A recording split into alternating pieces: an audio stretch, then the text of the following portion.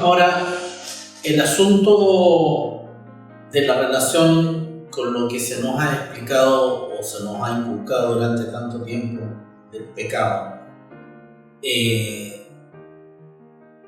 sin la fe, sin una relación directa con el Dios y el orden que ese Dios nos devela, y sin la opción en conciencia, y esto es algo muy importante, porque nadie está obligado, nadie puede sentir que está obligado a establecer una relación, por ejemplo, con Cristo, que es lo que nos corresponde y de lo que estamos hablando, como si yo viviera en ¿cómo se llama? En Asia, me obligaran a tener una relación con el Buda, o porque soy árabe con el Corán, etc. Nadie está obligado. La religión establece que toda persona está obligada a regirse por leyes de orden religiosa. Incluso hay países en donde existe la policía religiosa. Ahora, por ejemplo, el Estado de Israel, por constitución, se acaba de declarar esencialmente judío. Y judío no es una categoría étnica, además de ser étnica, es religiosa y profunda, ortodoxamente religiosa. Por lo tanto, este sentido de que la fe es una obligación, o que la religión es una obligación, o que, por ejemplo, es obligación en ciertos países aún, tengo entendido que en Perú, todavía se jura en una Biblia y con una cruz, y es obligación, aunque tú no creas, aunque tú tengas otra religión, aunque tú no sepas quién es ese Cristo que está ahí, o ese que dice ese libro, o nunca lo hayas leído, te obligan a. Y eso tiene que ver con la historia política, la necesidad política de tener control, no solamente en la economía, en lo social, en lo cultural, sino que también en lo espiritual, así llamado. Pero nadie está obligado, si no es por conciencia y por voluntad. Si tú quieres tener y sostener una relación con cualquier instrumento de fe, y yo parto de algo que yo conozco, que ustedes saben que yo conozco, que por ejemplo es el I Ching. Nadie está obligado a consultar el I Ching. Nadie. Pero cuando tú consultas el I Ching, tú estás obligado a entender cómo se originó, cuáles son sus principios básicos, cuáles son sus leyes, cuáles son sus contenidos, cuál es su metodología, para qué sirve, cómo tengo que consultar, etc. Si yo tomo, y como yo no estoy obligado, sino que es una opción que yo tome este instrumento, pero luego digo, lo uso como yo quiero, lo entiendo como yo quiero, hago como yo quiero, y si no me da la respuesta que yo necesito, me siento mal, me enojo, etc. Es decir, para yo establecer una relación con la divinidad o con cualquier instrumento de la espiritualidad, yo tengo que tener opción, conciencia, voluntad. No sentido de obligación, porque entonces pasaría lo mismo que pasa en el pecado. Me dicen que yo soy pecador independientemente que yo crea en Dios, que yo entienda lo que es, que yo no entienda, que yo nunca haya leído la Biblia, o que yo a lo mejor soy agnóstico, o no sé, soy de la religión X. Pero para la categoría religiosa, yo soy pecador. O porque nací en un país católico, yo tengo que seguir las normas del catolicismo. O porque yo nací en un país musulmán, tengo que seguir las normas musulmanas. Si no, estoy mal, estoy fuera de la ley, Dios me va a castigar, los infiernos se van a abrir a mis pies, etc. Este sentido de la obligación en relación con la divinidad, con la espiritualidad y la fe, es profundamente humana, política y hasta demoníaca. el primer concepto que se enseña es que Dios nos hace libres. Y que si no es por opción, por fe y por conciencia, no hay una verdadera relación con Dios. Por lo tanto, el pecado se ciñe al uso de la libertad, de la opción y de la conciencia. Si alguien me dice, a mí me esclavizaron y como hacían los españoles cuando llegaron a América, y obligaban al indio ese a besar la cruz, y si no le cortaban las manos, le cortaban la lengua, etc. Y finalmente ese indígena decía, ya yo creo en este Dios porque no quería que lo siguieran torturando. ¿Hay ahí realmente valor de fe, de conciencia y de voluntad? No, porque no hubo libertad.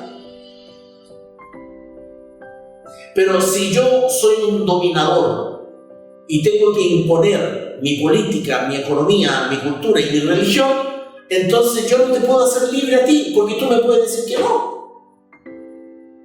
Yo no puedo aceptar que tú vengas con tu Dios o con tu interpretación de la naturaleza. Entonces yo tengo que calificar que el tuyo es hereje, es malvado, es diabólico, porque lo mío es bueno. Con esa idea nos hemos construido. Y desde esa idea es muy complicado hablar de arrepentimiento, de perdón, de fe, de conciencia, porque estamos absolutamente encarcelados con esas ideas. La revolución de la fe que Cristo nos propone es contraria a todo eso. Primero tú siéntete libre, que si tú no optas por Dios, no es ni pecado, ni vas a ir al infierno, porque de eso también vamos a terminar este video hablando también de aquello. Esta idea de que hay una especie de alianza o de contubernio entre Dios y el demonio, para que los que se portan mal con Dios se lo pasan al demonio. Y el demonio es el encargado de hacer pagar a este ser humano que se portó mal por el otro lado, que sería Dios. Esta especie de alianza o contubernio extraño que el hombre se ha inventado no existe. No existe. Es como si la gente que se porta mal en los infiernos y se arrepiente, entonces se van a Dios y Dios lo recibe. Y ahí se ponen de acuerdo y tienen una especie de convenio, ¿no?, en donde se traspasan una y otra. Esa idea es tremendamente rara. No existe. La divinidad es divinidad, la bondad es bondad, Dios es Dios, la maldad es maldad, el principado oscuro es principado oscuro. Hay contradicciones, hay conflictos, hay luchas, no se puede pertenecer a dos reinos. Y si yo no pertenezco a dos reinos, el que me juzga a mí es el reino al cual yo pertenezco. Por lo tanto, si yo pertenezco al reino de Dios, no puedo ser juzgado por el reino del mal o del demonio. No puedo. Yo tendré que ser juzgado bajo las reglas y la ley de Dios, al cual yo falté, pero al cual yo opté. Eso es básico. Tenemos que sentirnos absolutamente libres, que nosotros estamos optando por Dios, por Cristo, por quien nosotros optemos, o por usar un instrumento divino, por voluntad, por conciencia, por fe, por necesidad de sabiduría, por necesidad de espiritualidad.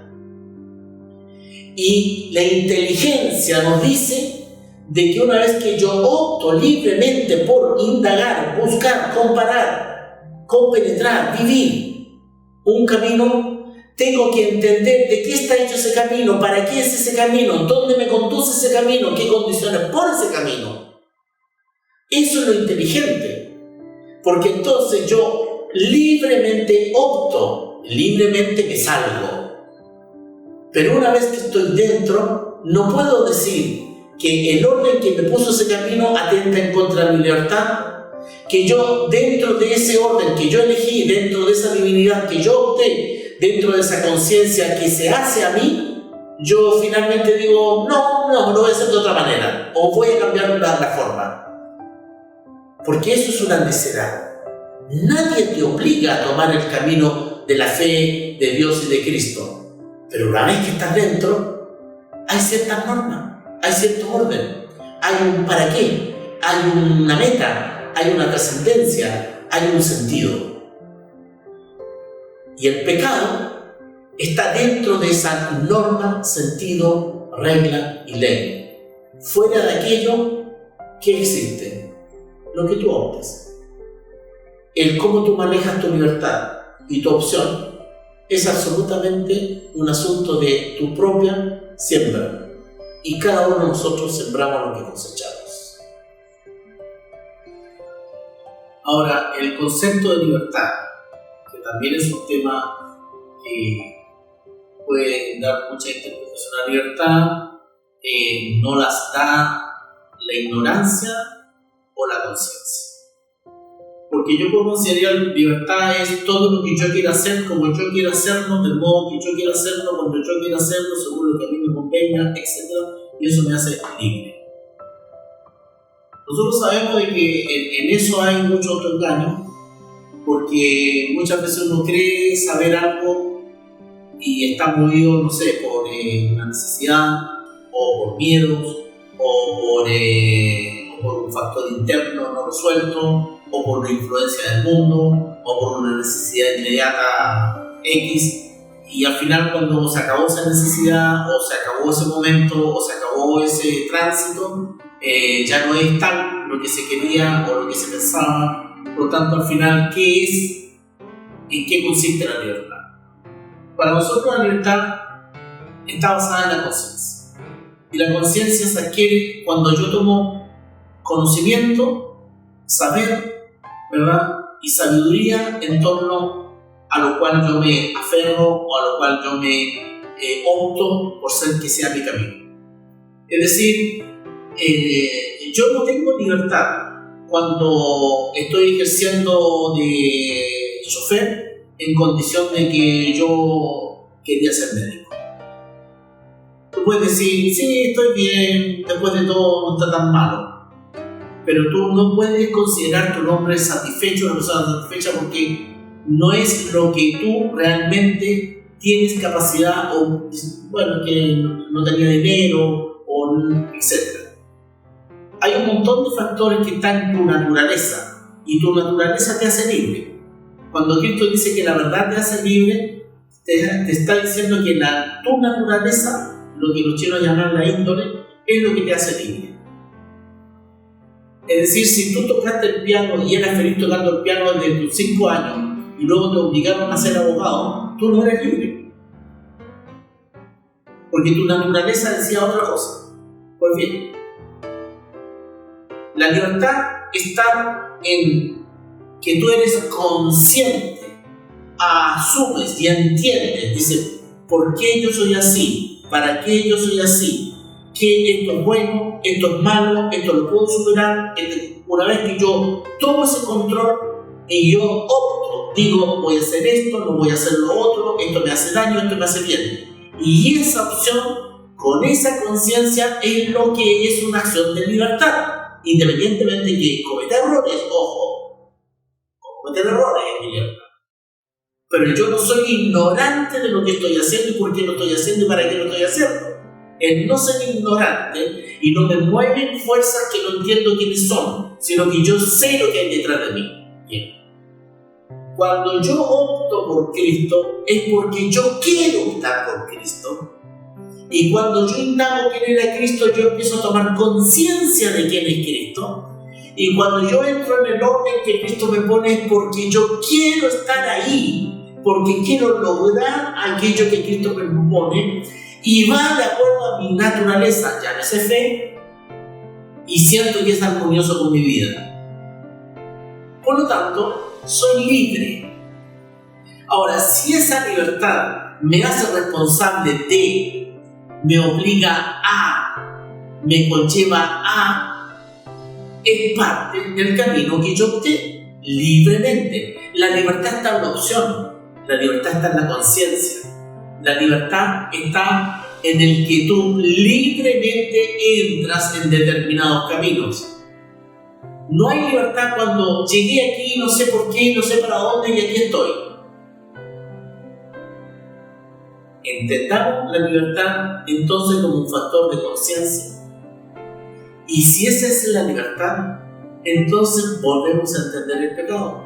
Porque hay pecado cuando yo estoy consciente del mal que hago, cuando yo estoy consciente del pacto que rompo y cuando yo estoy consciente al Dios que yo estoy contradiciendo. Por lo tanto, lo que yo estoy haciendo es violando mi libertad. Y al violar mi libertad me encarcelo, porque el pecado es una cárcel. Entendamos entonces de que somos nosotros libres de optar por lo que queramos, incluso por la maldad.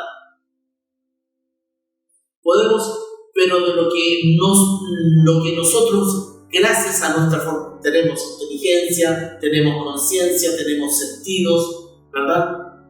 Tenemos capacidad de discernimiento. Si tenemos todos esos dones y tenemos capacidad de darnos cuenta de nosotros mismos y de discernir a otros y nuestro entorno, si eso somos, entonces el gran mal del ser humano es no usar lo que es, no ser lo que es y quedarse en un estatus de inferioridad en relación a lo que es. No usar su inteligencia, no usar su discernimiento, no usar sus capacidades, no comprender sus dones, no saber que tiene un Espíritu de Dios viviendo en él, que no relacionarse con Dios como Dios es y no como uno quiere. Tenemos todas esas posibilidades y tenemos la libertad para hacerlo o no hacerlo, pero de lo que no podemos es seguir como una monada creyendo de que saltando de rama en rama somos libres y que haciendo lo que nuestros instintos dicen somos libres y haciendo lo que el mundo nos insta o internet nos llama o soy libre porque hago un comentario en Twitter y me escondo detrás de internet. No, nada de eso es libertad. Por lo tanto, cuando hablamos de fe, de espiritualidad, de pecado, de debilidad humana, tenemos que entender que la libertad reside en llegar al máximo de lo que nosotros somos, porque mientras no nos indaguemos a nosotros mismos, ni nos conozcamos a nosotros mismos, ni nos amemos a nosotros mismos, imposible que lleguemos a establecer una relación con algo superior llamado Dios. Imposible que tengamos una idea de trascendencia más allá de esta vida. Es imposible que le demos a lo que hacemos una idea de herencia, una idea de dejar una marca, una huella en otros. No de fama hablamos. Hablamos de que si tú eres realmente quien eres, vas a dejar huella, vas a dejar herencia y vas a trascender. Y si en eso consiste entonces la libertad, la revolución de la fe que nos propone Cristo, parte de nosotros. No parte de la religión a la cual pertenezcas. No partes de indagar filosofías. No, así como no parte del quedarme donde estoy libremente haciendo lo que instintivamente voy como monito de rama en rama donde me lleva la corriente. No siendo eso, tampoco parte porque estoy obligado, porque tengo que ser católico, porque tengo que ser musulmán. No parte de ahí. No parte del temor. Tengo miedo a que Dios me castigue y me mande al infierno. En la libertad no puede haber miedo. Yo no tomo el camino espiritual porque tengo miedo de ir al infierno. Oye, si tú no vas a ir al infierno porque no optaste por Dios. Esta idea entonces del contubernio superior, en donde el diablo trabaja para Dios y Dios está en contubernio con el diablo, que se nos ha pintado, o esta idea de que trabajamos para ir a un paraíso sublime, el paraíso, Señor, el paraíso se perdió, por la caída de Adán se perdió. Hoy día lo que tenemos enfrente es lo que sembramos aquí. Cristo nunca, en ningún párrafo, nos habló de volver al paraíso. nos habló de ir al Padre, de poner por obra el designio del Padre, nos habló de liberarnos del pecado, nos habló de la verdad, nos habló de la resurrección, nos habló de la vida, nos habló de alcanzar una vida superior. Pablo nos dice, seguimos vivos, pasamos por el velo, pero seguimos conscientes y vivos, de cuerpo carnal a cuerpo espiritual. Sentirse libres en la fe, entonces, significa de que no que yo estoy obligado, sino que yo opto por este camino en libertad, y yo sé que una vez que yo opte por un camino, hay formas, hay métodos, hay sentidos, hay órdenes, y en mi libertad y en mi opción yo elegí regirme por esas normas, por ese orden, por ese Dios, para lograr esos propósitos, los propósitos que Él me propone y que van bien con mi vida. No se va a entender la revolución que Cristo nos propone si no lo entendemos como una revolución permanente en nosotros mismos. Porque yo puedo aceptar de que la doctrina de Cristo, puesta como la colocamos hoy o como la exponemos hoy, es revolucionaria porque hecha al suelo, como toda revolución, ¿verdad? El viejo canon de la dependencia eclesiástica o de Cristo ligado a las religiones y todo lo que hemos hablado. Pero la revolución mencionada, siendo un camino espiritual en el hombre, no va a suceder jamás si el hombre no está dispuesto a revolucionarse. ¿Por qué? Porque fíjense ustedes, nosotros proponemos ya de hace algunos años un movimiento de fe que se llama Movimiento de Fe Crístico, y claro, exponemos esto, enseñamos esto y con un sentido muy universal, muy abierto. Sin embargo, inevitablemente, poco a poco, el ser humano empieza a entender el asistir a círculos de oración o aprender a meditar, etc., con el ritmo, con el sentido y con el contenido de una iglesia. Y comienza a ser religión en el sentido de que una cosa es lo que yo hago cuando voy a mi círculo de oración y otra cosa es la que yo hago en mi casa, o cómo yo resuelvo mis conflictos. Es decir, yo puedo ir a un círculo crítico, puedo entender el Evangelio, puedo orar con el Espíritu Santo, maravilloso, puedo hacer una meditación, que me deja pegado al techo, fabuloso, pero luego yo tengo un problema no resuelto con mi pareja y tengo celos y sigo teniendo celos, y tengo rabia y sigo teniendo rabia, y tengo intencionalidades manipuladoras y sigo manipulando. Es decir, o no aplico el perdón, no aplico el arrepentimiento, no aplico la verdad, no aplico la paz, etc. Y yo digo, yo estoy en la revolución de Cristo porque no pertenezco a ninguna iglesia, no necesito pastores, yo no soy un becerro, yo soy un revolucionario de la fe. Pero cuando eso es aterrizado a mi persona, entonces ahí soy lo más conservador, lo más ortodoxo, y no permito que eso entre, es una reserva personal. Ahí no entra la revolución. Mientras la revolución de la fe no entra en ti, tú eres como esos revolucionarios que hacen la revolución tomándose un cafecito, ¿no? Yéndose a su casa y jugando con pistolas de agua y finalmente nunca hacen nada. No, la revolución de la fe significa una transformación personal. El llevar esto que estoy descubriendo que es realmente la fe a mi coherencia personal.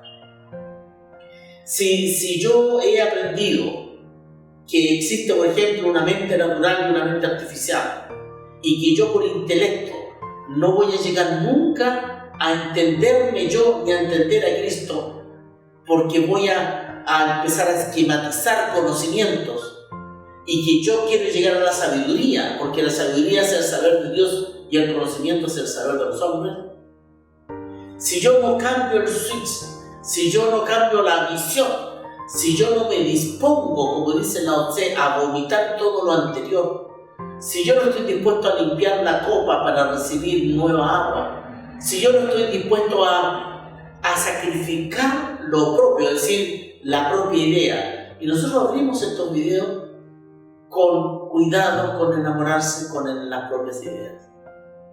Partimos de ahí porque apuntamos a que es necesario que la persona tenga una apertura de visión universal, abierta y de aplicación de lo que entiende en la fe a su persona. Esto lo va a llevar entonces a revisar el tipo de relación que tiene, el cómo trata a su familia, el cómo cría a sus hijos, el que no es aceptable ningún tipo de mentira. Cuando yo empiezo a aplicar lo que he aprendido a mi persona, entonces yo me voy a revolucionar. Cuando yo niego la posibilidad de que la fe en Cristo me revolucione, entonces tú puedes estar en un movimiento que propone una revolución de la fe. Tú puedes declararte crístico, pero sigues siendo el mismo religioso cristiano o de la vieja cristiandad de siempre. Entonces, la propuesta no es solamente una propuesta de armar algo distinto a las iglesias, como en el manifiesto crítico que se hizo, mucha gente vio eso. Lo que se propone es que a partir de la doctrina o las ideas que se proponen, o las prácticas, oración, meditación, etc., que se proponen, cada uno lleve eso a la revolución íntima, personal de la propia fe, del propio modo de ver, del propio modo de aplicar, del propio modo de comportarse, incluso del propio modo en que nos autojuzgamos, porque tenemos que perdonarnos a nosotros mismos, o tenemos que arrepentirnos de nuestros propios errores y perdonar a los demás, porque de otra manera nunca vamos a limpiar el pasado. Y la revolución de la fe es construir futuro, mirar a la resurrección, a la nueva vida, establecer qué más y qué más alto voy a hacer, no qué fui y de lo bajo que vengo. Si la persona que está constantemente mirando al pasado y autojustificando lo poco que es en relación a lo que fue, no es crítico. Y usa a Cristo para decir, mira lo terrible que fui, Señor, qué terrible. No es crítico. El crístico cierra con el pasado, se arrepiente, perdona, aprende, toma eso como enseñanza para no volver a caer y postula el futuro, lo que debería hacer, lo que deberé ser, hacia dónde voy, hacer la voluntad del Padre, llegar lo más alto espiritualmente posible, salir de esta vida, de este cuerpo y de este mundo lo más alto espiritualmente que me sea posible. Yo apunto al pasado. Si yo apunto al pasado, no apunto a Cristo. Yo apunto al futuro. Y si yo apunto al futuro, apunto a Cristo. Porque esta idea de que Cristo está hace 2000 años es un juego del tiempo. Cristo está aquí hoy y postula el futuro. Por lo tanto, todo este concepto de la revolución de la fe es una propuesta de revolución personal en la fe. Porque de otra manera no vamos a tener al crístico completo que Cristo nos propone. Esa persona que puede entender el budismo y dice, lo puedo estudiar, lo puedo conocer, pero yo soy crístico. Yo puedo hacer el I Ching, conocer el I Ching, estudiar el I Ching, pero yo soy crístico. Yo puedo leer el Corán, entender, discrepar o no estar de acuerdo con fulano, con tal religión o mujer, pero yo soy crístico. Pero yo estoy abierto a entender lo que otros entienden, pero yo soy crístico. Y todo eso lo llevo con los paragones que Cristo me enseña. ¿Por qué? Porque yo no estoy aquí en base a un dogma o a una religión. Yo estoy en base aquí a que yo soy crístico. Cristo me transforma a mí y por eso yo transformo mi visión de las cosas. Por eso yo hoy día puedo ser crítico conmigo mismo, porque tengo un paragón que me pone una altura, que me pone un desafío, que me pone en realidad lo que yo voy a hacer. En definitiva, son las victorias que obtenga sobre mí mismo. Y ese es el desafío que se nos propone. Y cuando planteamos el movimiento de fe crístico y planteamos la necesidad de ver a Cristo de la manera que Él es, para que tú te puedas cambiar y revolucionar internamente y no cambiar de religión, sino que cambiar de visión, hemos chocado con un gran tema que el ser humano, aunque encuentre maravilloso lo que está escuchando, lo convierte de una u otra manera en religión, o su religión personal, o su pequeña religión, o con pequeñas o grandes teorías se han hecho pequeñas sectas, o de pequeñas teorías se han hecho grandes religiones. Nosotros lo que apuntamos y lo que queremos compartir es que hay una salida distinta, que no es ni de secta ni de religión, sino que es de transformación personal, el vivir internamente la coherencia de la fe libremente y las opciones de fe, porque esa es la relación personal con Cristo.